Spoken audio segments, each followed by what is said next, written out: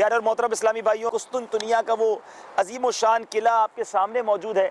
تاریخ اسلام کے کئی واقعات یا رونما ہوئے، ان کی دیواریں آپ کو نظر آ رہی ہیں۔ اب اس قلعے کے قریب جائیں گے اور اب ہم انشاءاللہ 3 صحابہ کرام، الحمدللہ عز و جل، جی ہاں 3 صحابہ کرام کے قریب مزارات ہیں، حضرت جن کے نام بھی ہے لکھے ہوئے، حمید اللہ الانصاری، احمد الانصاری اور حضرت ابو شیبہ خدری رضی اللہ تعالی عنہم اجمعین۔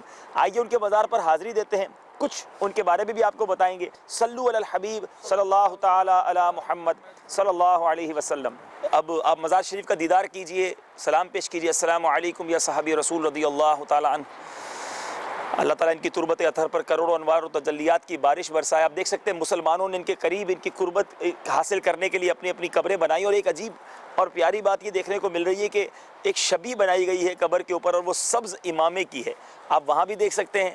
اور یہ ایک رائٹ ہینڈ سائڈ پہ بھی آپ کو دکھائیں گے کہ قبر کے اوپر جو ہے وہ ایک طرح سے امامہ یا گنبد ٹائپ کا کچھ بنا رہا ہے، اور وہ بھی سبز رنگ کا ہے، اور امامہ ہی محسوس ہو رہا ہے کہ وہ امامے کی۔ ہم نے صحابہ کرام علیہ رضوان کے مزارات پر بھی سبز امامے رکھے ہوئے دیکھیں، یعنی یہ صدیوں پرانا لوگوں کا معمول رہا ہے کہ سبز امامے سے محبت اور پیار۔